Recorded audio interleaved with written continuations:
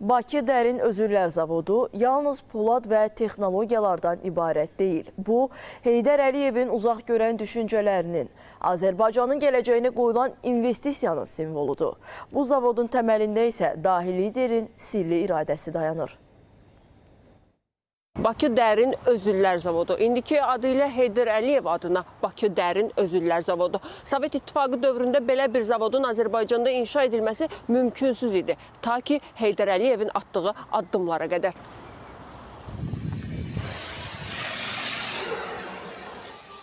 Tikintisinə 1978-ci ildə başlanılan zavod 1984-cü ildə istifadəyə verilir. Zavodun fəaliyyətə başlamasından təqribən 10 il sonra isə Heydər Əliyevin səyləri nəticəsində 1994-cü ildə əsrin müqaviləsi imzalanır. Bundan sonra zavod beynəlxalq enerji bazarlarının nəhəngləri ilə əməkdaşlığa start verdi. Əməkdaşlıq edilən əsas beynəlxalq şirkətlər BP, Böyük Britaniya, Statoil, Norveç, ExxonMobil, Amerika Birləşmiş Ştatları, Total, Fransa, Ginokal, Amerika Birləşmiş Ştatları, Lukoil, Rusiya. Gələn investorlar tikiləcək quruların harada tikilməyi, hansı müəssisə var, yoxdur və o nöqteyi nəzərindən bu zavodun həmin dövrdə artıq fəaliyyət göstərməsi böyük bir, belə deyək, bizim üçün müsbət bir cəhət idi. Mənim yadımda 90-cı illərdə yarım dağılma üzən qurusu var idi, Dədə Qorqud. Onun rekonstruksiya işləri bizim sahədə görüldü və onun açılışına Ulu Öndər gəldi, xeyir duasını verdi. Azərbaycanın neft sənayesini inkişaf etdirmək üçün Azərbaycanın Xəzər dənizində olan sektorundakı neft yataqlarından səmərəli istifadə etmək üçün Dərin Özürlər Zavodu tikilməsi haqqında qərar qəbul etdik. Mərkəzi hökumət zavodu Həştərxanda tikdirməyi nəzərdə tutmuşdu. Ancaq Heydər Əliyevin təşəbbüsləri nəticəsində zavod Azərbaycanda, konkret olaraq Bakı yaxınlığında inşa edildi. Bununla da Azərbaycanın neft sənayesində mühüm mərhələ başladı.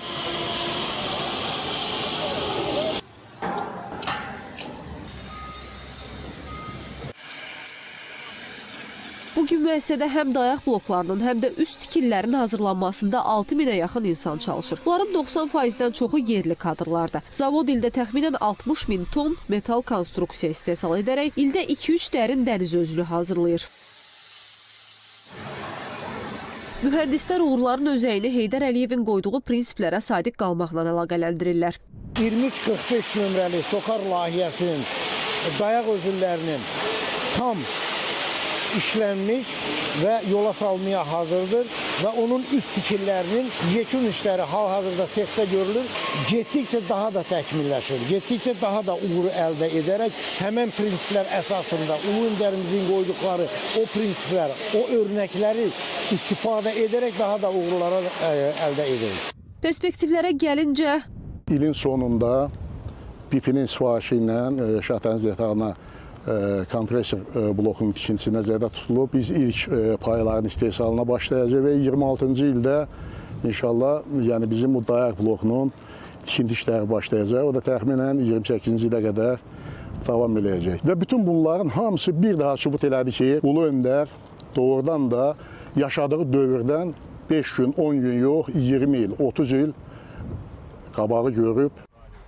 Məhz buna görə 2004-cü ildə Prezident İlham Əliyev tərəfindən imzalanan fərmanla zavoda Heydər Əliyevin adı verildi. Bu addım Ulu Öndərin neft sənayesinə verdiyi töhfələrin əbədiləşdirilməsi məqsədini daşıdı. Bir sözlə, bu zavodun təməlində sadəcə polad və texnologiya yox, dahi liderin iradəsi dayanır. Fidan Mahmudova, Bağır Kərimov, Nərbin Kərim, ASTV Xəbər.